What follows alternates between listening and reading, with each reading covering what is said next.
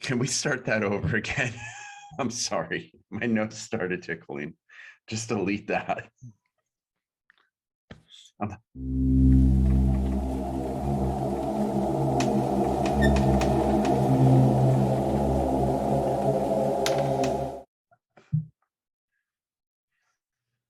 Okay.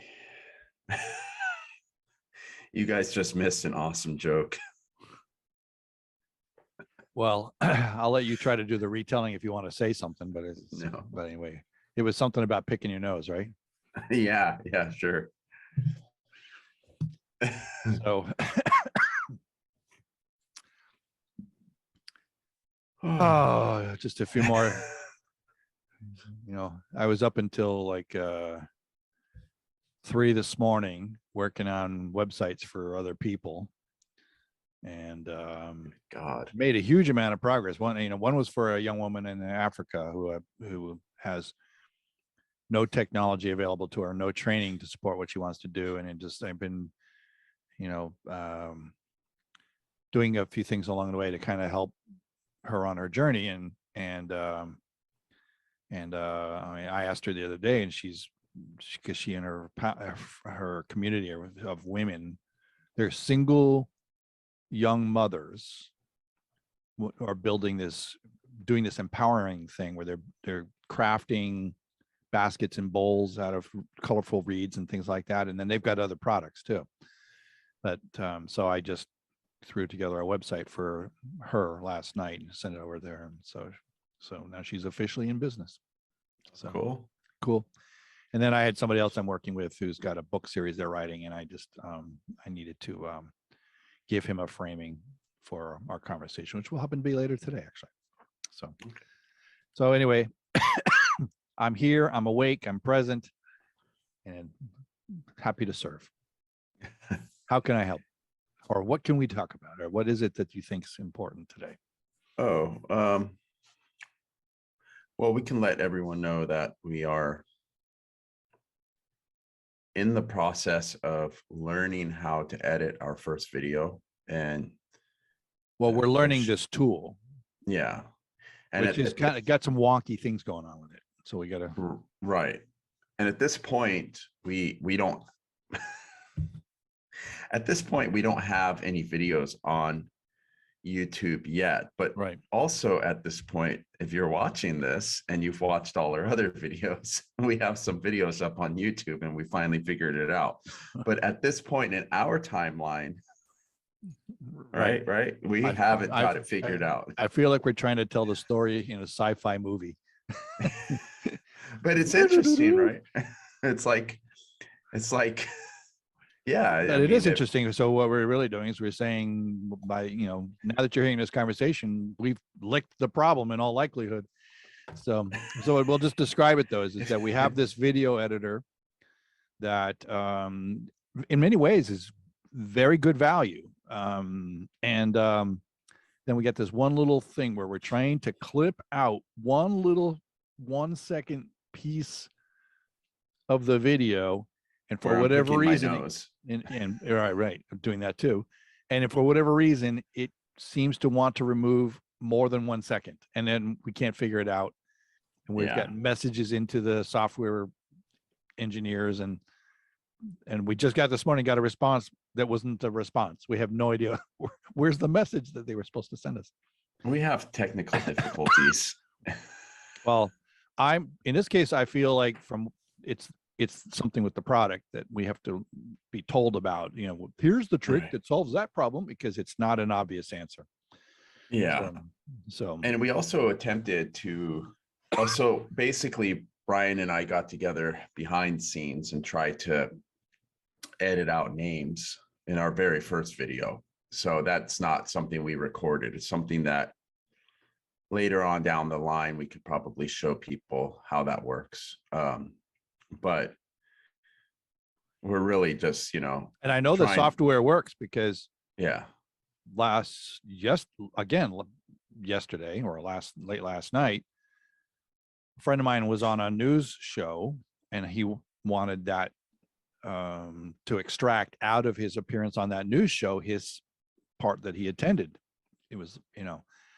and it's a full half-hour news show, and I had to go to this right spot, and I had to subtract out the stuff that was the earlier part and subtract out all the stuff that was after, using the very same tool and very same feature, that clipping and trimming thing. And it worked fine. Right. So, Oh, we'll figure it out. Go figure. I mean, I think. So I got what I needed to be done Yeah. there. We just got to figure out, and part of this is because we're going to be doing multiple extractions in this one video, because there's a few places where we use names that we figure it'd be better to but they didn't give us permission to drop their names, so we're just going to take their names out. That's what we're really saying. So Right, because at that point we didn't know we were going to do this show. Right. Anyway, we'll figure it all out. I'm feeling like I'm looking very white today. It just must be. Let me see if I can close this. I saw a joke that was just basically says is that if you think you're white, stand next to Ed Sheeran. Yeah. It's us ginger people. I see you got your blonde hair back too. I did. It's not red hair anymore. Is it because you're wearing a reddish shirt? I have no idea what was making that happen that day. It was just, was it something was it the color of what I was wearing? Possibly. So, and I do have a little hint of strawberry, in my blondishness. So who knows? And I was just a sidebar. I was going to get my hair cut on Friday. Barbershop is closed. Like, what happened? Nobody, they're all sick with COVID. I have no idea what happened. There's no sign. They go out of business. I have no idea what's going on. Yeah. It's nice. It's nice when you find a barber you really like, but then it's not nice when it's a pain in the ass to get an appointment with them. Right. Yeah, they were supposed to be open till 8 p.m. on Friday, and I was there at 4:15, and there was not a soul. The place was locked, and there was no lights on, and I found the one guy in there. He did a really great job last time. So should I say his name? Nah, we'll keep him out of it. So yeah, you don't want people hunting down your barber. So we were actually doing some sideline coaching about one of my I guess one of my I'm for out of lack of words. So one of my coping mechanisms for dealing with my childhood trauma, and that's it's not even necessarily a coping mechanism. It's it kind of comes after what comes after that. It's just the effect of it and how it affects the people around me and myself. So it's the it's an idea of being overwhelmed and then functioning within that space, which is the high anxiety, the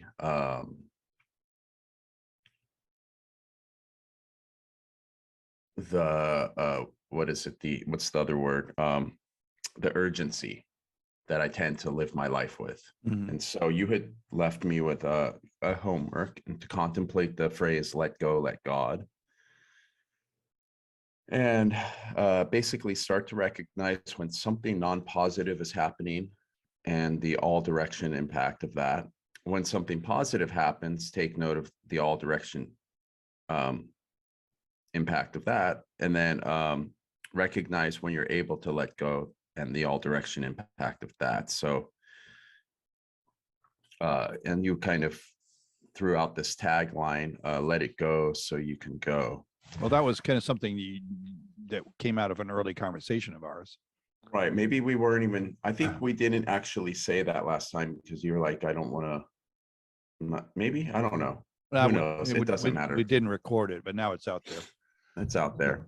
So Uh, yeah, so let it go so that you can go. And really, in many ways, it's just the English language version of this idea of let go, let God. Not everybody has appreciation for that kind of language because they may be a-religious right. or atheistic or something to that effect. And I'm not particularly prone to using the word God as much as I'm using the word universe, because I believe it's kind of everything is this. Well, it's basically get it out of your hands.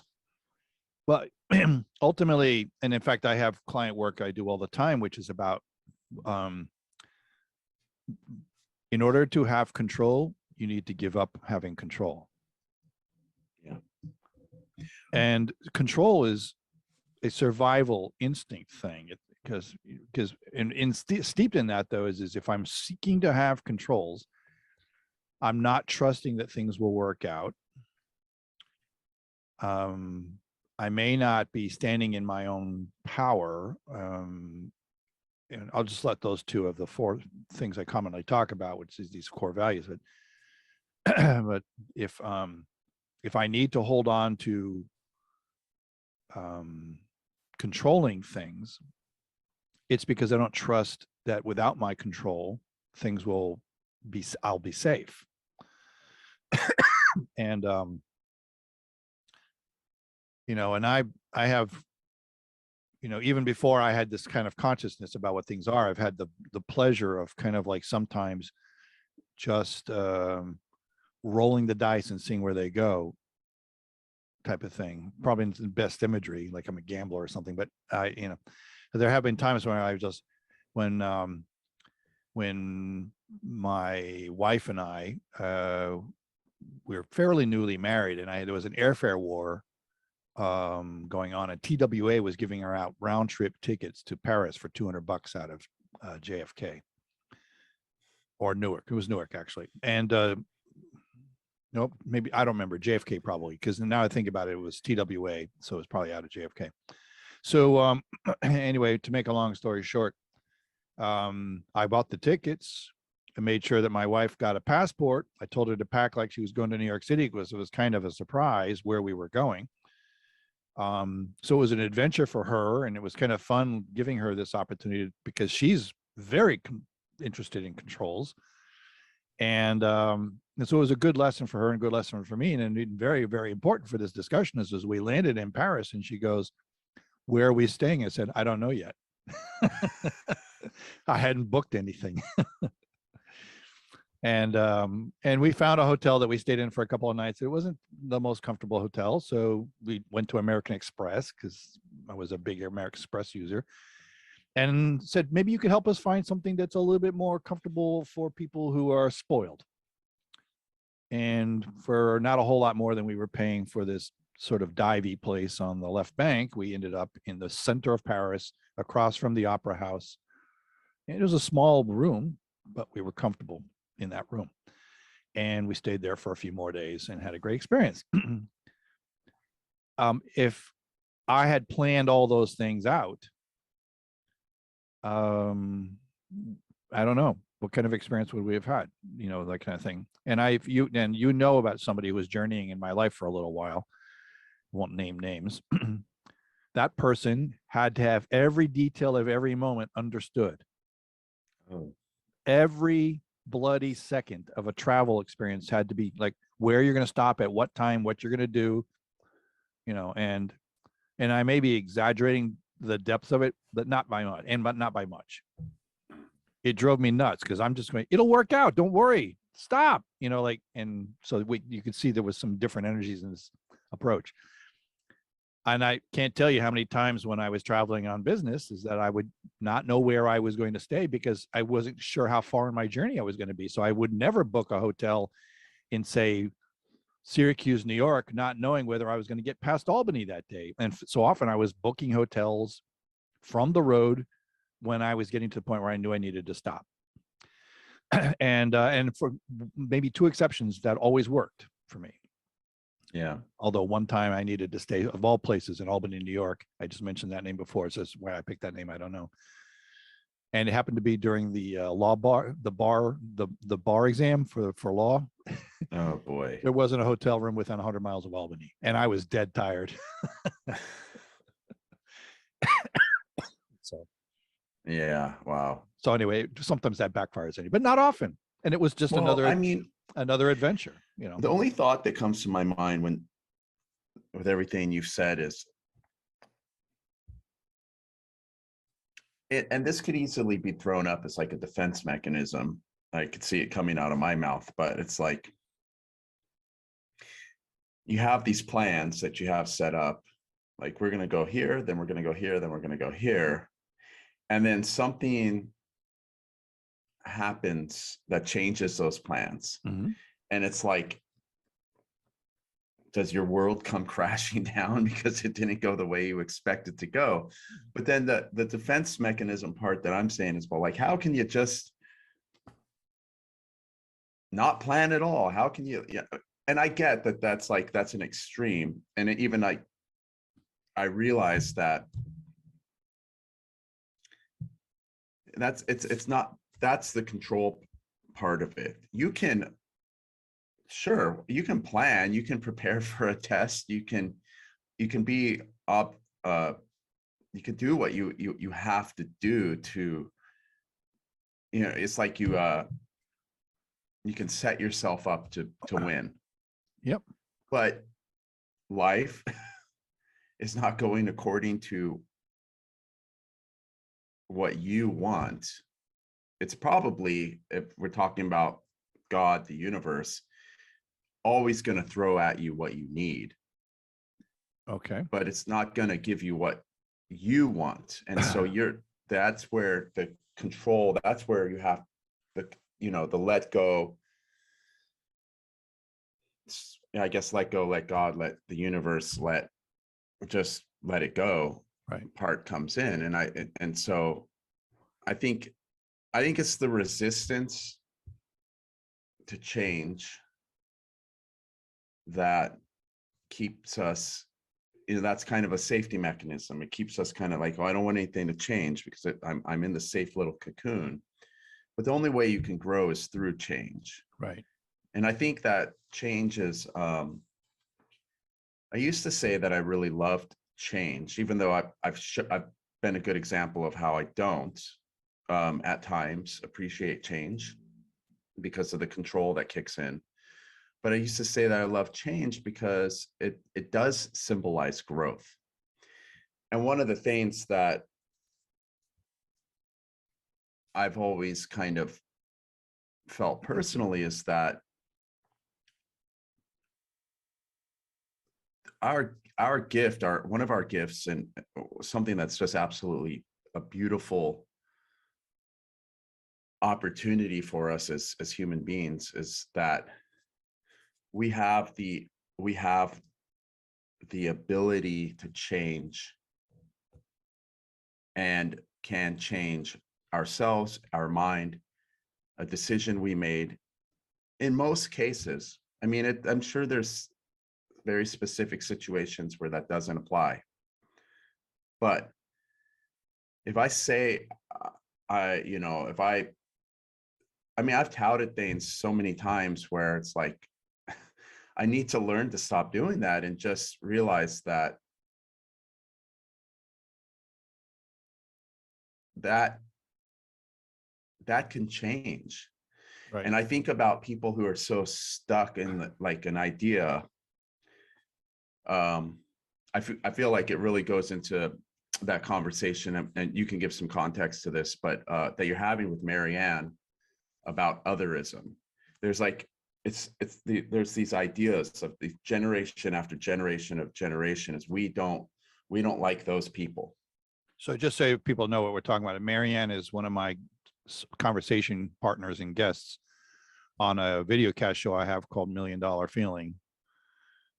So anyway, just to let people understand where the name Marianne came from and what that was about. And yes, the topic for them for that particular, and we put themes on every show, and the theme for that show is there something other than otherism? Right. Explain otherism real quick for so people. Otherism is just when we set ourselves apart from any group or individual represents a group or whatever. Yeah. So it could be racism, ageism, sexism. It's all the breakdowns that we have. It's like, anything we do to make somehow or other separate it's about exclusionary behavior. Right. As opposed to inclusive behavior. So. Right. There's always going to be, Americans, Russians, but then there's Americans, there's male Americans and female Americans. Then there's white male Americans. So it doesn't break. Let's do a little tech for a second here, if you don't mind. Yeah. So I want you to hear this. So I'm hitting the stand that my microphone is on and like that. So when you're hitting that desk or table where your microphone is, it's coming right through the mic. So I want you to go find like maybe a dish towel or I have it on something. And I thought you were giving an example of otherism. No, but I was going to give you an example of like when we're trying to be easy on the ears for the people listening. Let's make sure we're not let's not induce booming sounds into this. So yeah, I don't know. That's definitely something that we need to get. What's it on? Out. Is it on a towel? It's on a soft piece of paper, like a little book. Give me. Yeah, the book's picking the vibration. So get a towel. Just give me it's not even a book. It's give me a moment. I have something. Okay. I know what we can use. So otherism. Well, he's gone. I'll talk about otherism.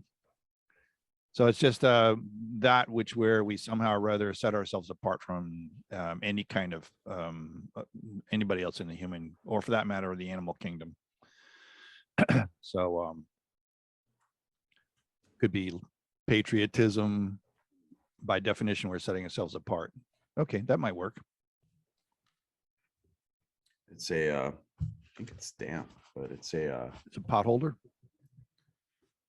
It holds my pot, man. Okay. Is that better? Let's test it. Let's find out. It's less. Okay. It may not be it may be less hard. Well, maybe there's something, some sort of thick, like soft material. Could be. I've got some things that I can experiment with. It might even be like if it turns out to be constantly happening, we either get the microphone up into a stand at some point that's separate from the table. And sometimes inside of those, like I have these tools, I just don't use them. They're like spring-loaded holders for the microphone, so that if there's a vibration, the springs will take some of that, dampen some of that out. Well, all of this is going to evolve. So, yeah, absolutely. it's just like these early episodes are just going to be rough. But since we're guiding it towards doing service to the world through video and other factors down the road, I just want to take some of the just make it so you're aware of the tech issue, and everybody else will see how we're evolving through the process. But even my setup is not perfect. Sometimes I actually bump the microphone and it'll still pick stuff up. So, and I don't have any spring-loaded tensioning in here. I have that in my reach, but I just don't use it. And it might be worth noting that if I'm not careful, I induce the same sounds that are happening. So back to what otherism is, just as the idea of being in some way, I always like to just describe it as something as simple as this: somehow or other setting yourself apart from others, as whether you think you're better than or whatever, which is commonly what really happens, is that somehow or other we have the other, whoever they are, is somehow or other demeaned or dehumanized or diminished in the process. So racism is, one of the most glaring examples of that. But even in the word of humanism, which is kind of a philosophy of life, somebody who is a humanist can be indeed acting somewhat exclusionary in their process, because their philosophy by definition says if you're not practicing humanism, you may be missing the boat on how to live a proper life. So anyway, and we inadvertently practice otherism along the way. Like that guy who was driving behind me honking his horn, he was a butthead. So now I excluded him from the premise of him being a good guy. So there's even unintended otherism in our language at times. So, well, isn't it interesting that, because in my mind, I was like, before you yelled at me about the mic situation. Don't let it happen again. I was talking about like these breakdowns but it just, it can't, I realized, like, I think this was even brought up in maybe your talk with Marianne. Like I said, I've only watched 15 or 20 minutes so far, but if we're all from the same source, maybe just imagine like the universe is a whole singular thing. Mhm. It's just one thing. And there may be multiple universes and they all may be in something else. The point being is that if we all come from the same source and we all are, man, I'm at a loss of words this morning. We all Stop filtering, just go. Yeah, no, it's just, I need to use some sort of a language to try to express what I'm saying. It's okay if you speak gibberish. I'm going, Most people speak it. these meetings are after a Saturday night, but no, but if we're all from the same source and we all are technically like one mind, or not one mind, but we all experience the same, like my experiences may be unique to me, and my pain or my suffering or my joy may be unique to me, but every living thing experiences some form of pain, some form of suffering, some form of joy. So the pain and the suffering and the joy are all the same. We're all from the same source. And as we break these things down, the otherism, that's when we become the pieces of a jigsaw puzzle. But so it's interesting to think that, like, that's where the problem starts, is when the whole is broken down into the pieces. But when the pieces are all put together, it's this big, beautiful image. It's this thing where it all flows together. It all works. Right. And it gets challenging too, if we're going to stick to the subject for a second, is that I could have a certain amount of pride in my education background, or a certain amount of pride. And I don't mean from an ego bending, rah, rah, rah, I'm better than others, Right. but I can have a certain amount of attachment to maybe some of my culture that I grew up in, or whatever the case may be. But the question comes down to is so to even further this along is that there, to a degree, there is always going to be some degree of distinction between maybe you and me, or you and me as guys and women, or us as humans versus cats and dogs, or whatever the case may be. Well, that's all physical. Right. So in and of itself, though, is what if we recognize that distinction in a non-fear-based mode? And so it may be acceptable to be a person of color, or a person who's practicing a certain religion, or, and I shouldn't say maybe, by the way, that came out really sloppy. Everything is okay. Like what your religious background is, as long as you're not, like, we have to have some sort of honor, respect for all, life in general and humans in particular, and all these other things that are going on. So my religion can't be, I worship murder, and that's good for, that should be good for everybody. But and in the process of thinking is that, through that kind of thing is that, but what if my thing that I feel distinctly should be honored in the course of who I am and what I'm about and all these other things is done with a property of love, as opposed to a property of fear? So that in that distinction, I'm saying I'm not making myself better. I'm just saying this has been my journey, and I respect my journey for what it's done for me and how it served me. And I need to respect others for how their journey may or may not have served them, and not make it like their journey is better or worse than mine, because everybody's journey is, in my estimation, is equally important. I don't care if you're a president of the United States, or the richest billionaire on the planet, or you're somebody who's a custodian in a school system. The idea here is that we all bring value to humanity and to those around us and all those other things that are going on. If I make myself distinctly separate from others so that I can be better, or because I'm afraid, got a different challenge here going on. And that's the one that I think probably makes the most sense if we're going to talk about otherism. I think are we Okay. being exclusive based on fear and insecurities and all these other things that are going on? Yes, I don't think it has any, I think I'm exclusive because I'm better is just based in fear. I don't think that's maybe what they think, but the real hard truth that would smack them in the face is that they're scared. Okay. So, Yeah. And I think most of that is, I mean, you see it, you know, if you get right down to it, what is racism, but it's fear wrapped in hatred. ignorance. Yeah, it's hatred, but based on But that hatred actually stems from fear. exactly. And it's wrapped in ignorance. Because if, yeah, I've seen stories of people who, like, there's an amazing story about and I don't remember his name. I could always look it up, but his guy happens to be, you know, BIPOC or black or whatever you'd like to describe him as. And he sits down with KKK people Oh yeah, you were and has talking about slowly taken them so that they tear up their KKK card and burn that uniform or destroy it or, you know, put it in the closet forever or whatever they're going to be doing, because he has turned them with love. He's, you know, and shown them.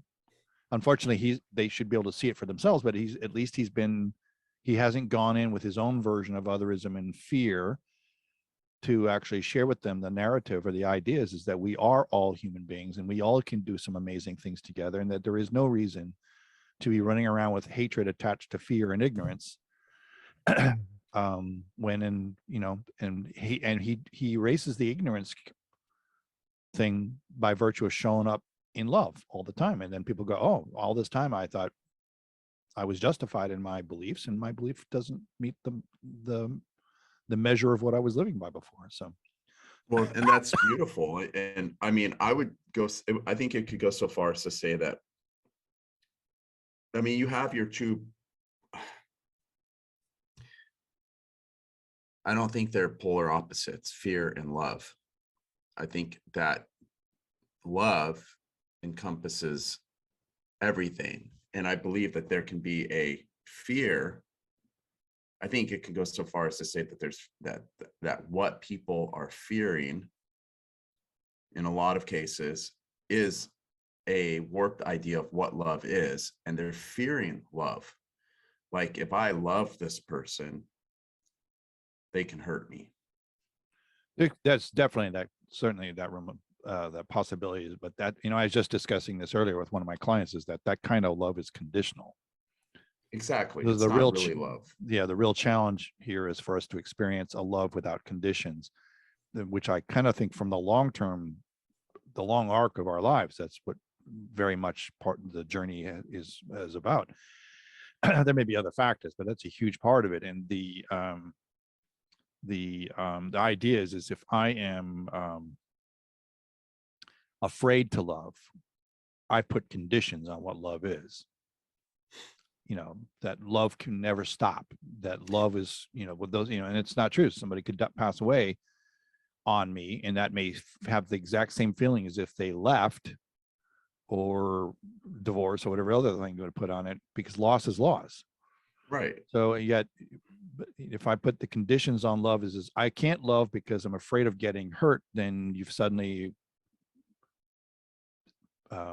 problematically put yourself in a place of not actually experiencing that love that we all should be, you know, in my estimation, we can be all marching towards on our journeys, which is an unconditional experience with love that has no bounds and no attachment to it in terms of you know, if I love, I get this, or if I do this, I get Right, love, of or whatever course. the case may be. So, and then, and there are a lot of people who are absolutely convinced. And actually, I had conversations with people in recent years where I was talking about unconditional love, and they just turned around and I thought they were partners in the process here. And they said, there is no such thing as unconditional love. And I'm going, holy cow, we are on two different stages here in terms of observing the universe and moving forward and dealing with how life can be for us. Well, and I think that first of all, I don't think fear can defeat love. And I don't think love is a defeating thing. Love is just an all-encompassing thing. So you can, I guess you can hate somebody, but their love is going to see past your hate. And If they are authentic and unconditional about right. it. If And your hate may say, I can't love somebody like that. I can't love somebody who hates, or I can't love them because they hate or hate me. right. But apparently that guy we just described a little while ago, who shows up sitting down, breaking bread with these KKK people, apparently he's demonstrating that love has power, and love may have, like, I actually look at it, this kind of thing is that part of that march towards unconditional love is a development of, I'm going to just call it personal ownership of your life. The difference between ownership of your life and just living or existing is when we start closing the gap on reactionary behavior towards responsive behavior. So when there's a stimulus, Right. and we react, we're not in control, even though we're controlling in the reaction. We're trying to control in the reaction, but we're not in control, and we're not even being responsible or owning of our real life. We're letting circumstances and triggers dictate how everything's going to fall into place. And some of the training in our experience is to go from stimulus to response, not reaction, and closing the gap with life training and things like that to come along. So that stimulus and response may look very much like stimulus and reaction, yet we actually own the outcome, which makes it a healthier condition. And when we are in that place, then we can actually recognize being more in the moment and more in the now. And that's where unconditional love would reside. If I'm thinking about love in the future, that's conditional. If I think about love in the past, that's conditional. The love I can feel right now in this very moment, like, Dustin, I love you. God, I love you. Universe, I love you. I love me. I mean, like, I'm just doing it right now. I'm not going, well, when this takes place, when I make this kind of encounter, I will find love. If I used to have love and it hurt me, or it's gone, I'd have loss attached to it. That's now gotten to be conditional.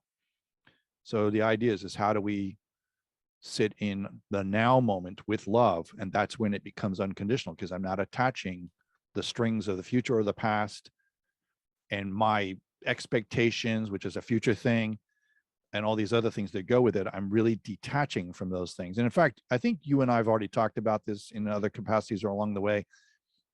Is that in Buddhism, for example, is that desire is a component of pain, because everything you desire has a tendency to set you up for loss. Yeah.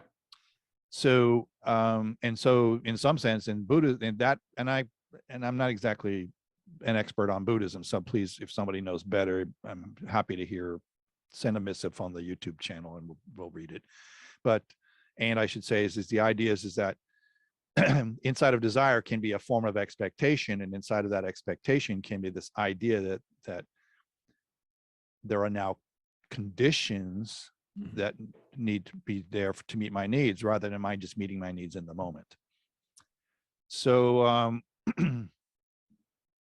anyway, I don't know how we got on this track, but I don't know. But the idea, I was just thinking, kind of, sorry, am I interrupting you? No. I mean, I probably interrupted you 100 times already. It's just that we're dead guys talking here, right? Yeah, no. And what does that really mean? And what does that really mean? Dead guys talking. What we're really saying is that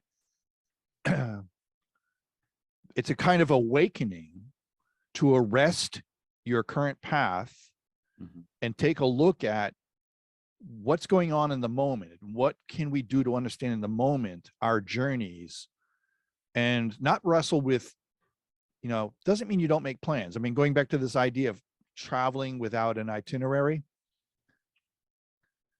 that doesn't always make sense. If you're going to go to New Orleans and Mardi Gras, you're going to be sleeping on the street. If you can even get there on an airplane and you don't have your hotel arranged, you might not get a good night's sleep. And whether it's on the street or on somebody's sofa, and assuming you can even bump into somebody that's a healthy relationship that doesn't have some agenda on their part, so you can find a place to flop. And if it's more than one of you, like if you're a couple or a team, forget it. You got to make some plans. So I think what Brian's explanation of what dead guys talking means is we apologize to all you deadheads out there who thought this was a conversation about the Grateful Dead, because it certainly is not. No. I think we're more like parrot heads. We're like Jimmy Buffett fans. Yeah. And not that I'm not a giant fan of Jimmy Buffett, but I just like the idea is that, we're on a journey. Everybody's on a journey. That's right. And in ways, dead guys talking, it's kind of a play of dead man walking, right? But we're not going to our execution, our state managed execution in this particular thing, when dead guys talking instead of dead guys walking, which means we could have a dead guys walking where we're just talking from our phone and we're just walking. We could do that too.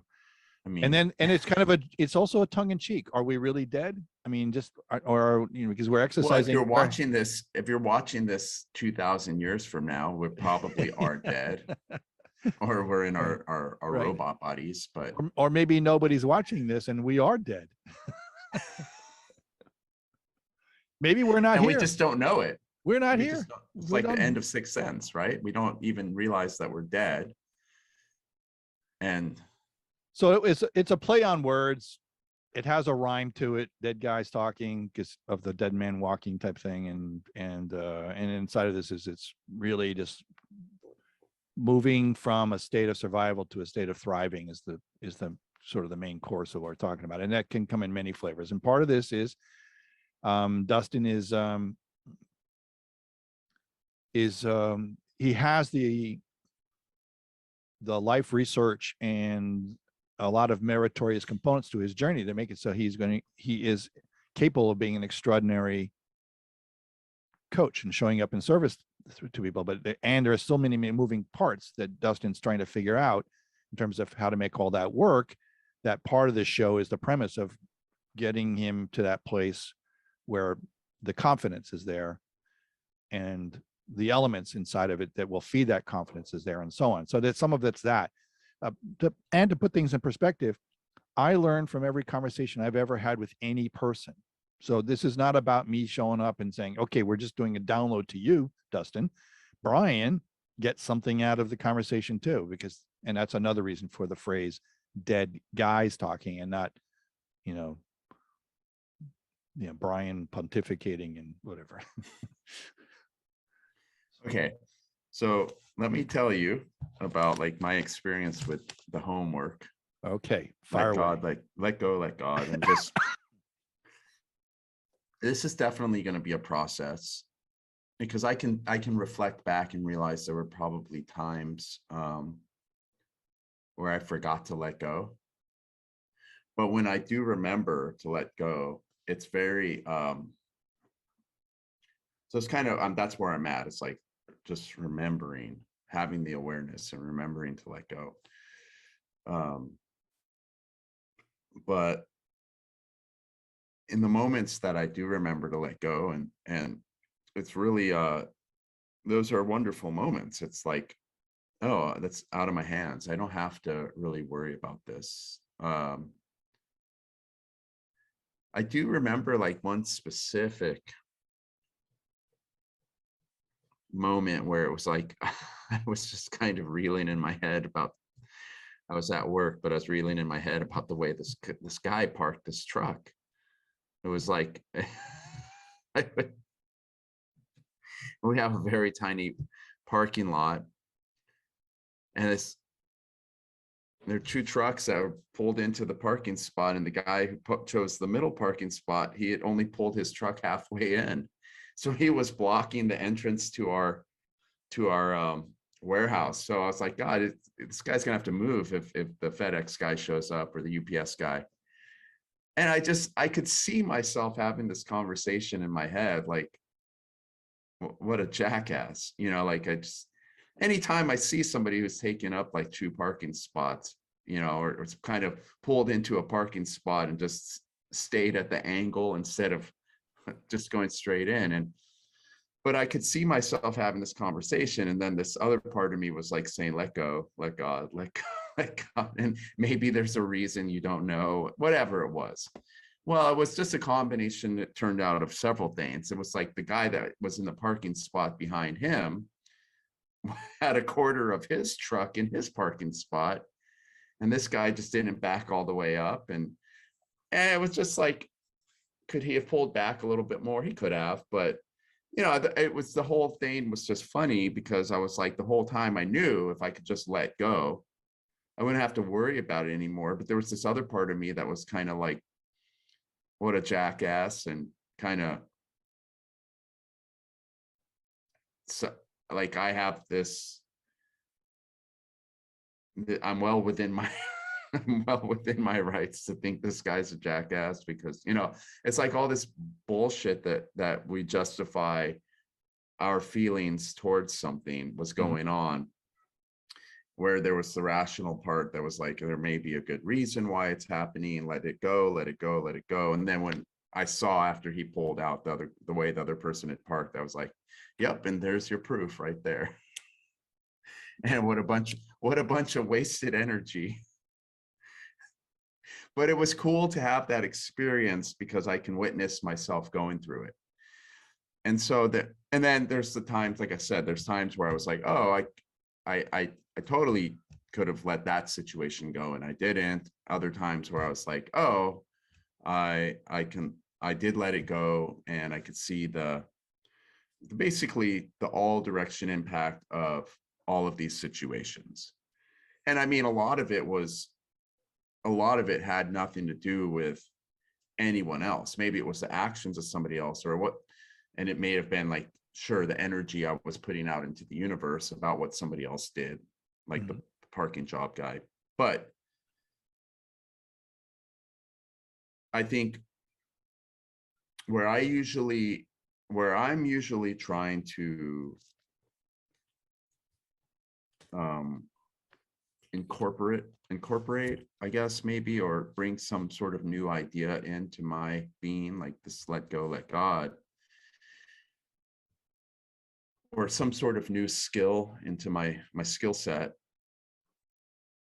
It's usually lost when dealing with other people, when having that conversation with somebody else, because all of a sudden I'm sucked into that, and I'm forgetting like this kind of like game plan or whatever it is.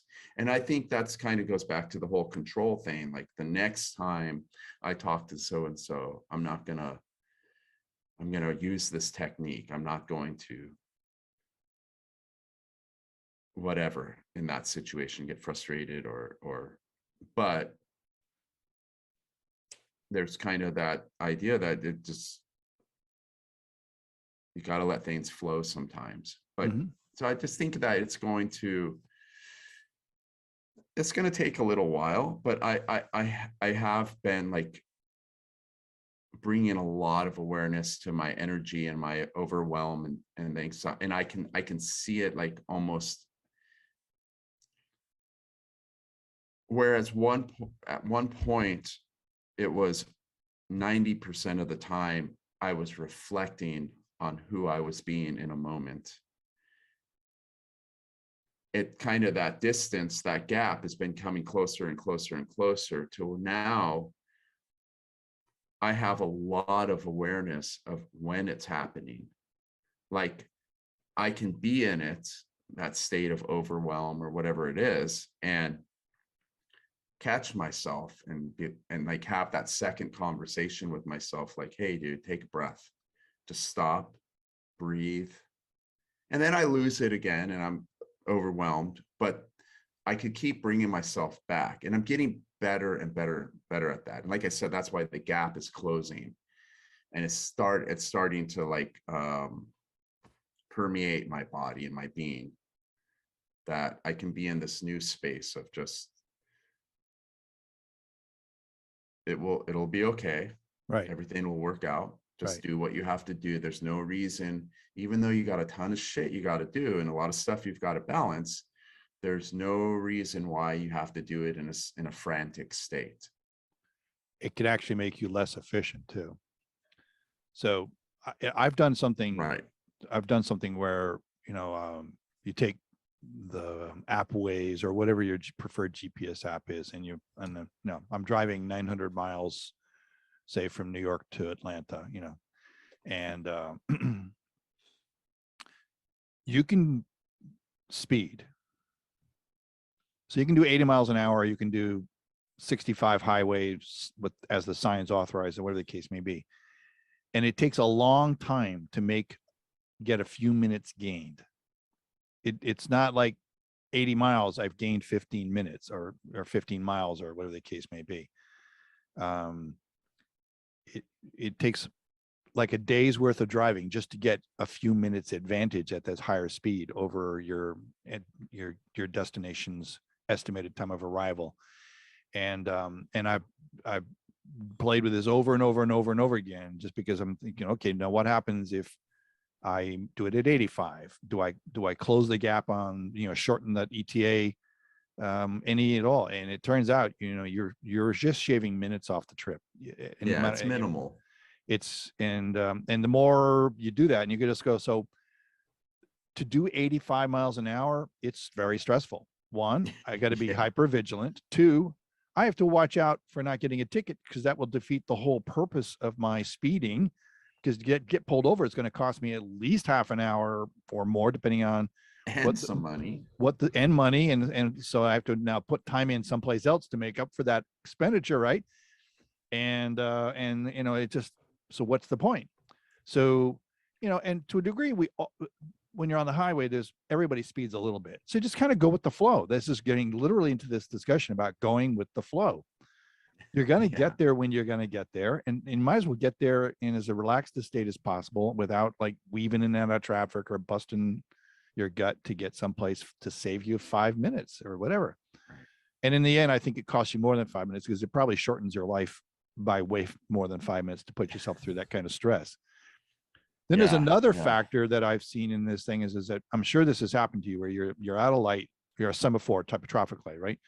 And it goes from red to green, and in nanoseconds, the guy or person behind you is leaning on their horn because you didn't rabbit start out of the intersection inside of his allocated nanosecond of expectation.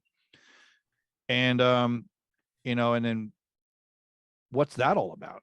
Like, I'm going to go, but you're not going to get there any faster. I'm already in front of you to begin with. And the second thing is and so what is that usually about?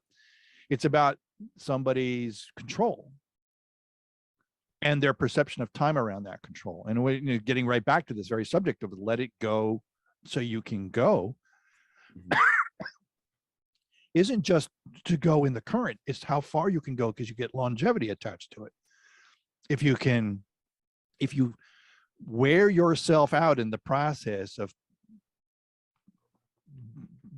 trying to control things and get to someplace earlier or in a certain kind of required experience along the way, and the required experience is subjective, then you actually are taking quality out of your experience, and you're trashing that quality in order to accommodate some perception of control and time that's attached to that control in the process. I believe when somebody, I call it the green light honk effect.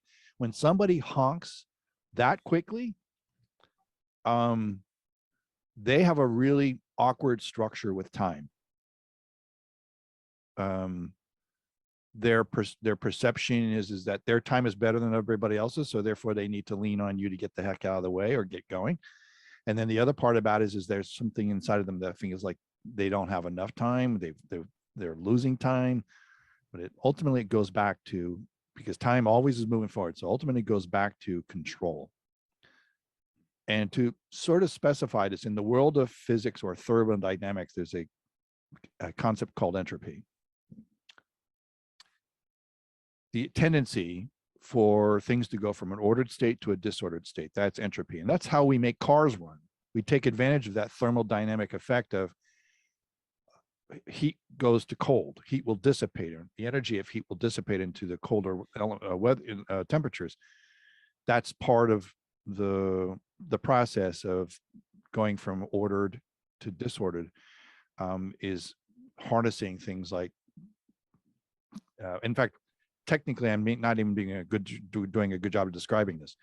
We create, the tendency for things to become disordered is in many ways kind of gradual. So what we do is we heighten the experience by putting a controlled injection into the process, creating an explosion, knowing that that's going to cool off, that the gases are going to want to go to a chaotic state and not be in this contained chamber we call the piston. And so we're taking advantage of all this stuff in sort of the law of thermodynamics, second law of thermodynamics, if I recall correctly, and taking advantage of the properties of entropy to get things functional, for this case, driving a car as fast as we can get there, rather than taking a horse or walking or maybe bike riding, or the case may be. So we actually harness this thing called entropy to gain an advantage for our time. At what cost? At what cost? Polluting the environment may be part of it. There could be a host of other things that we're doing in the process.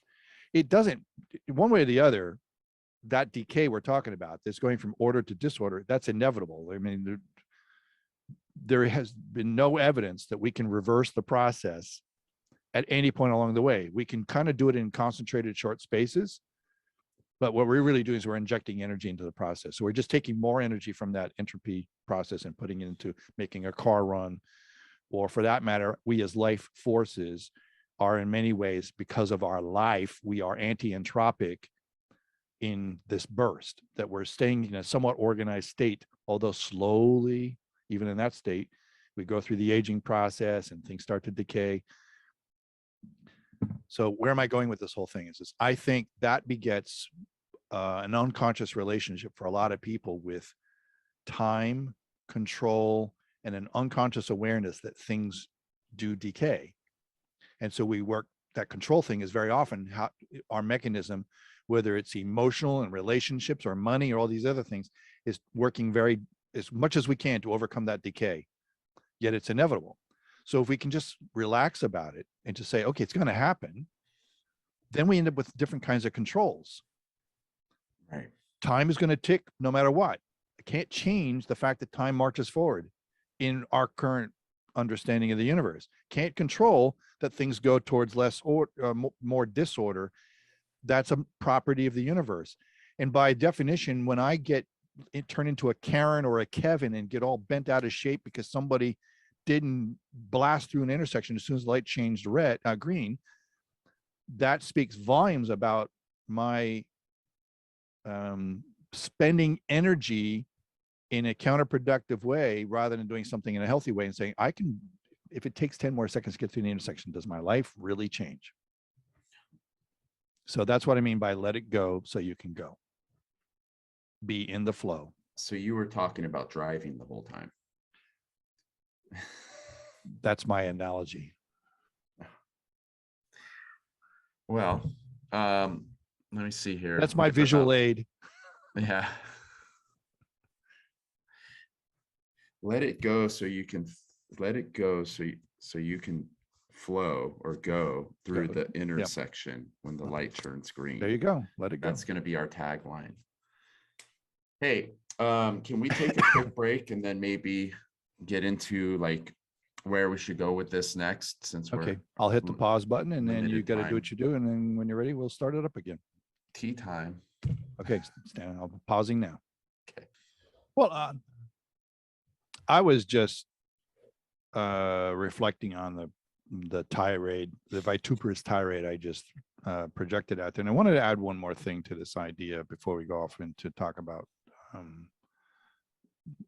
future vectors for this.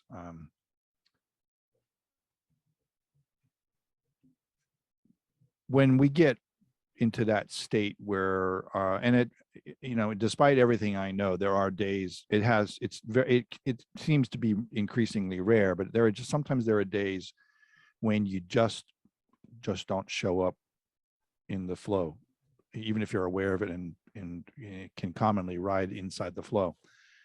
I liken this to a story where a few years back I had an Apple iWatch, and somehow or other it got wonky at a time when I had just helped somebody through a 26-mile private marathon. It was like a virtual marathon, but they ran 26.2 miles, and I was there to witness it, and they were wearing my watch, my iWatch, to track the trip, so that and I was trying to get her this log so she could store it off for her personal records and things like that.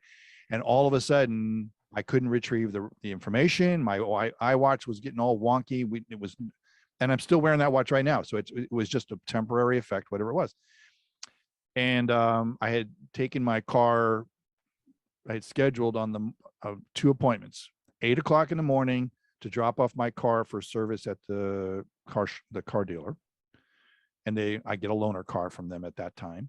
And then I was going to drive another 45 minutes to this 10 o'clock appointment with the Apple store, about 30 or so miles away, so I can get this thing resolved and get that piece of information back. Well, I got to the car dealer at 8 o'clock, but they didn't have a car for me until 9:15. But that doesn't mean I was on the road. So now I'm leaving at 9:30 to get to a 10 o'clock appointment that's 45 or more minutes away. And sure enough, I get to that appointment and I'm there at 10:20 or something like that. And they go, sorry, your appointment's long gone. Well, can't you take care of it? No, we have other people. And I was like so self-entitled and so outraged at how things were unfolding for me, and my time was being wasted. And, it's just like, It's weird that the camera froze when you did that. Oh, did it? So and so inside of this thing, and I unloaded on that poor woman who's the person who takes care of getting your appointments matched up properly and all like that. So she rescheduled me for 12:30, but I was brutal before she did that. I have to have an appointment today. It needs to be as soon as possible. Like I was out of control. Will Smith slap happy, out of control. It is not a stellar moment. So the thing is that I want everybody to sort of take stock of this idea is that if you're not having fun, you need to step back and breathe and figure out what you can do to have fun. Life is an adventure. There are going to be moments when things don't go your way. In this case, the life and death matter of my appointment with the Apple store. I'm being sarcastic, of course. And so I left that appointment and I was not feeling good. Like I felt horrible for a host of reasons. My time was being wasted and all that stuff. But as I started thinking more about it, how unkind was I to that poor woman at the Apple desk who was merely doing her job as she was instructed to do it.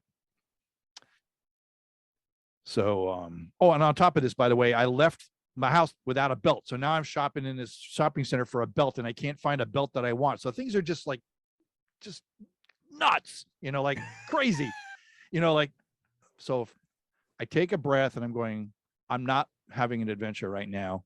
I'm having a meltdown and I feel horrible about this whole thing. I am not happy. There's no prospect for me being happy in this state. I got to shift this fast. All right. So I just let it go. I took a breath. Buy the hostess a new car? I'm not that deep pockets. Maybe if I was, perhaps. But I finally found the belt. As soon as I let it go, right in front of me was the belt that I needed or wanted for that replacement, for which I forgot to put on that day. And then I walked back to the counter where that woman that I had just unloaded on was, and I said, I just want you to know you didn't deserve what I shoved at you, and I'm here to apologize. She was almost in tears because nobody ever does that, apparently.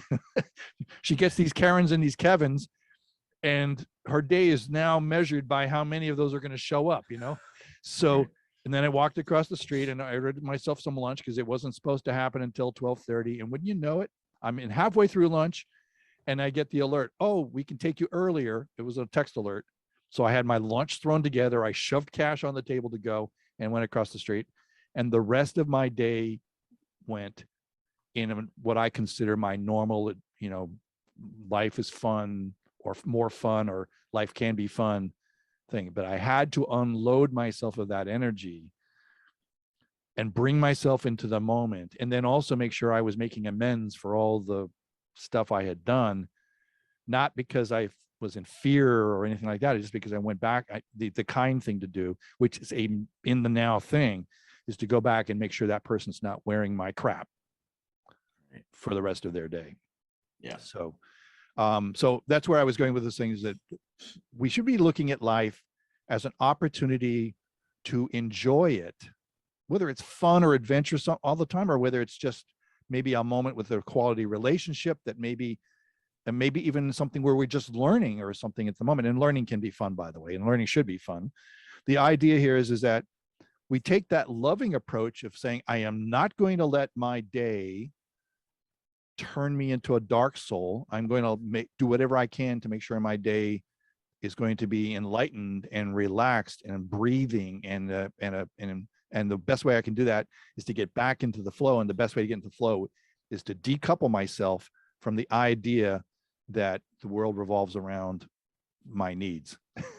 Right. And just go, let me breathe and see how the day reveals itself to me, and let's have an adventure. I don't know if that story means anything to you, but no, it's beautiful. It's really raw, and it's a good reminder, because I mean, we live, your story has now become everyone else's story that we can experience and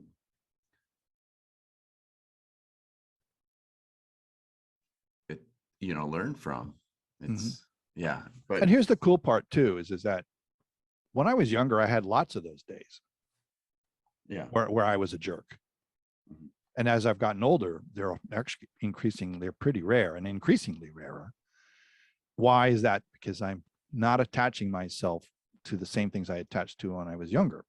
Right. So some of this could be maturation. I'm more mature, whatever. But what I really argue is I've met plenty of people who are older than me who live lives as jerks. They're just always battling with people and fighting things out and trying to exert controls that make no sense whatsoever. But it's the only thing they can do to make you to fashion some sense of partly safety or whatever it is that they're trying to do with their lives. And I'm thinking is that there is no safety in that kind of control. That's fear-based, rage-based, anger-based. There is no safety in that. And look how horrible I felt. At least I've gotten to the point where I could kind of go, oh, the reason why I feel horrible is because I'm just being horrible. Yeah. Stop, let it go, breathe, relax, find some peace, take a moment. And, I had some sunshine on me that helped. Maybe if it was a rainy day, it might have taken a little longer. I don't know. But I had to decouple myself from the momentum of what I was experiencing was not going to get any better unless I did something interruptive and radical. Yeah. That's sort of that process.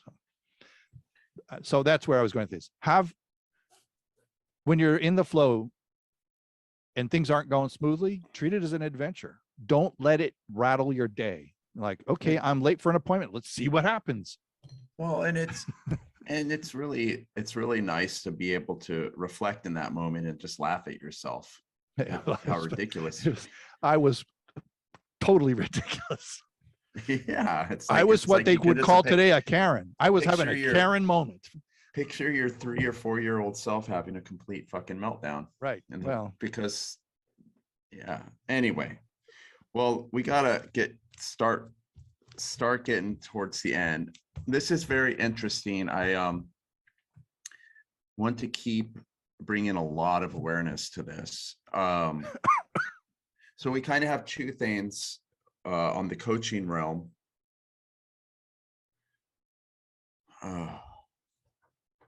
To think about where we're at. So there's this let it go, let God. And then there's also the identify someone I can coach. So I know you said that this isn't this current thing that we're talking about, the overwhelm and anxiety and that is not just going to be like a one-time thing, but is there something that we can maybe add to both of these? Like, okay, I've identified somebody to coach. And now, and just so everyone knows, next week I'm starting I'm starting a coaching program, my journey through a coaching program, which will last me probably well into just the beginning of next year. I'm not entirely sure. So I'm going to be going through this process of learning how to getting my why do I always forget that word? My platform or whatever. Mhm.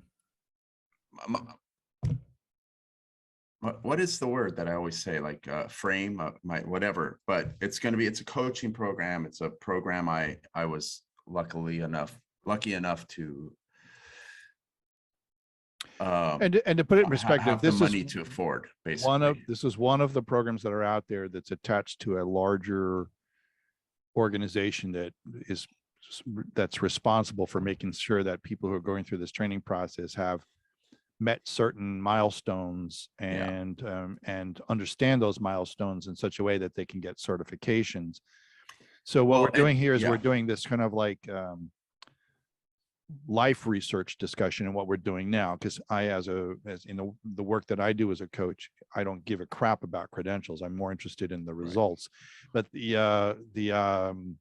idea is that we're doing this sort of life research component right now to help illuminate and create clarity on how you want to serve. The program is going to show you how to serve once you know what you want to do in terms of how to serve. So and I'll be adding some of that element along the way too, based on the scope of my work and my client practice and so on. It's just that you're going to have now like two vectors for helping to understand how this all works for you, so that when you're delivering on the coaching, you'll be on the money, so to speak, in terms of taking the life skills and then taking the coaching skills and putting them together. And then the other thing that I think is going to be important, though, is, and we're going to create as a homework assignment, is that person who said yes, that they would allow you to coach them. We're going to start working on how you can do door opening questions to begin the coaching sooner than later. Okay. And that's the other thing about the program, is it does help you try to find some direction, like what you want to do. But it will give me a lot of coaching practice, which is, I think, probably the scary thing for most people getting into this line of work.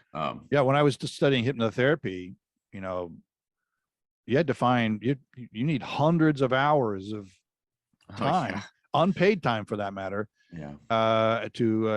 And you could argue that everybody was a guinea pig. But I had an early sense of confidence because it was such a powerful journey for me to add hypnotherapy to the modalities that I was working with. And so in the course of that, we had this, that's how you and I met, actually. Not that we did all that, only hypnotherapy, but we had all this. It'll be 4 years this July. Yeah. So. All right. So what's this homework?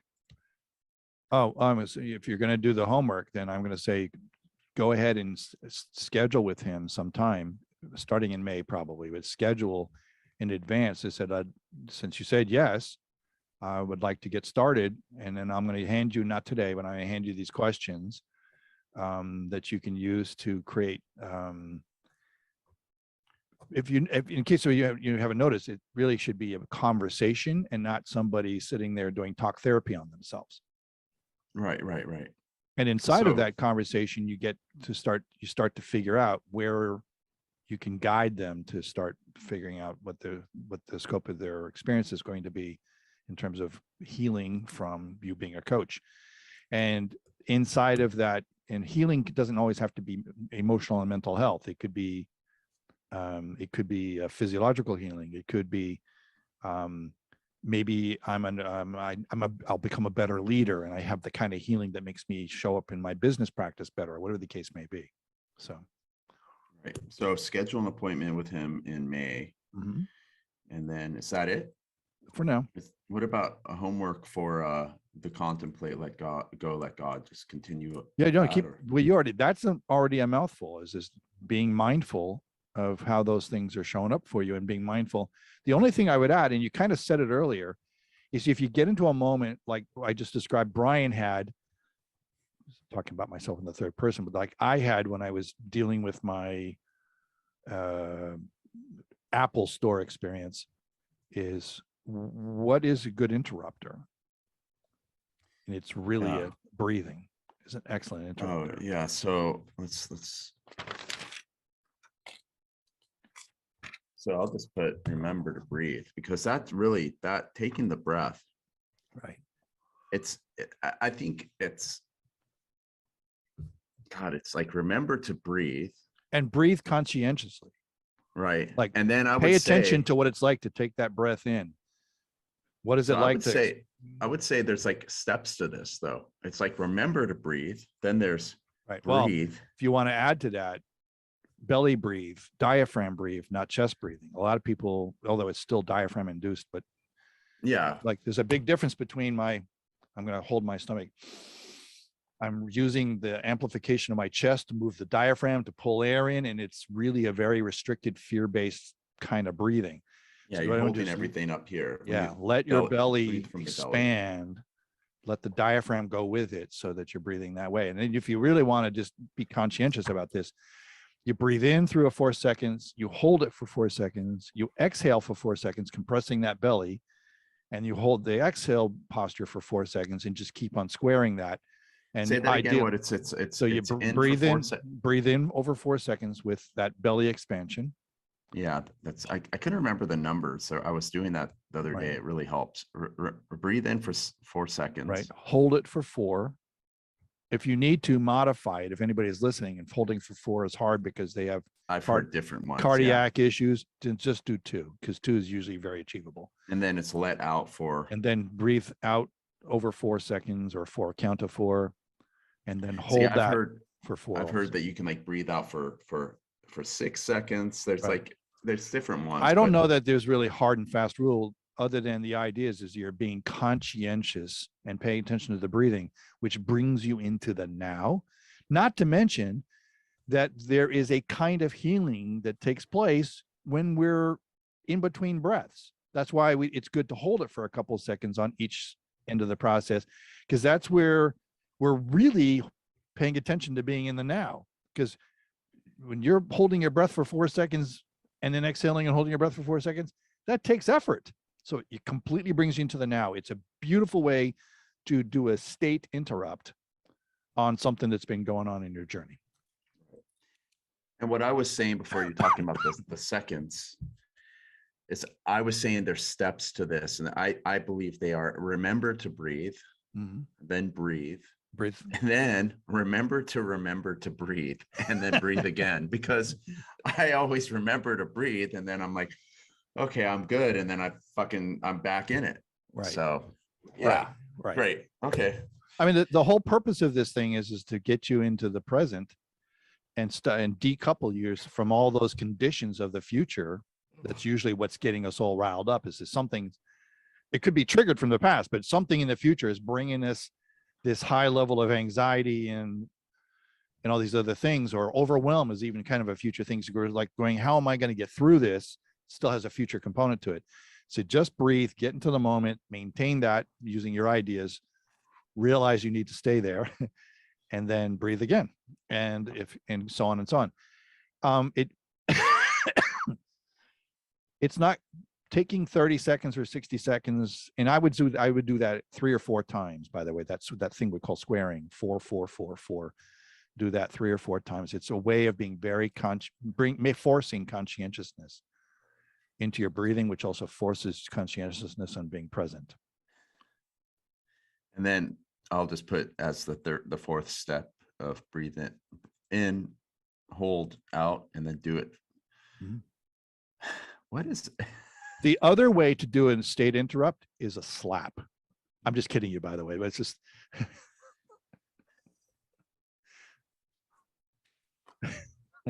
yeah, I would need to call Will Smith up for that. So yeah. So there were probably, I didn't watch the show live because I haven't watched the Academy Awards for 20 some odd years, and I should say is that I'm sure there was a whole bunch of people who went and they held it for like, what the heck just happened? So the slap even looked kind of like it was a joke at first, but when you saw him raging afterwards, you're going, that just takes your breath away, because you're watching a man have an Apple Store moment in front of the entire country or the world. It's just not what you think of when it comes to, I mean, anyway. Because otherwise he wouldn't have, I don't think that, if he was in a different place, in a different thing, there would be probably nothing that would have put him in that state. And it wasn't, and I'm probably going to speak extemporaneously on this, and somebody else out there is going to go, nah, you got it all wrong. But by definition, Chris Rock was there to roast the Hollywood elite. So if you're Hollywood elite and you're in the audience, you're a target of the roasting. That's the definition of Chris Rock's job, is to move the show along with kind of making fun of Hollywood at the same time as revering it. That's I don't know any other way to explain it. And he's good at that job. He's done it before. And so did what he say cross a line? Perhaps. It was tasteless, but it didn't invite that kind of level of physical violence. But here's the funny thing is for a moment, she laughed, but maybe nervously. So I'll cut her some slack that maybe she wasn't thinking it was that funny, but she was just trying to get through the moment with all eyes on her now. He was laughing overtly until he looked, and then, oh my gosh, I screwed up. And that's when everything unfolded. So you can't blame Chris Rock for what that was. There's something going on between the two of them. I mean, there's a lot going on, but that's not what we're here about. So. Right. But anyway, it could be another moment of like, he's now stepped back. He's learning how to be in the moment. He's being contrite. And I don't think he's shallow about his contrition. He's definitely saying, I was not a stellar moment in my life. Just like my Apple Store thing. It was not a stellar moment. I was a complete butthead. I was what they call a Karen or a Kevin now. And, and I don't think we quite had that labels so firmly entrenched when I conducted myself that way at this point, probably 3 years ago. Yeah. But anyway, well, buddy, I gotta get skedaddle here. So, okay. Well, you got your work. Just breathe. Present. And I will see you very, very soon. Yeah. Sometime this week we can get together and do our tech show. There you go. If you can find the answer or do our first tech fix. Yeah. And then right. Clean that up, and then we can keep going publicly. Yeah. Well, thank you, everybody who does not exist yet. Oh no, they do. But will exist. Well, does not exist as they do. We bring the vision into the present, just like everything else. We're traveling through time here. Enjoy. All right. Bye.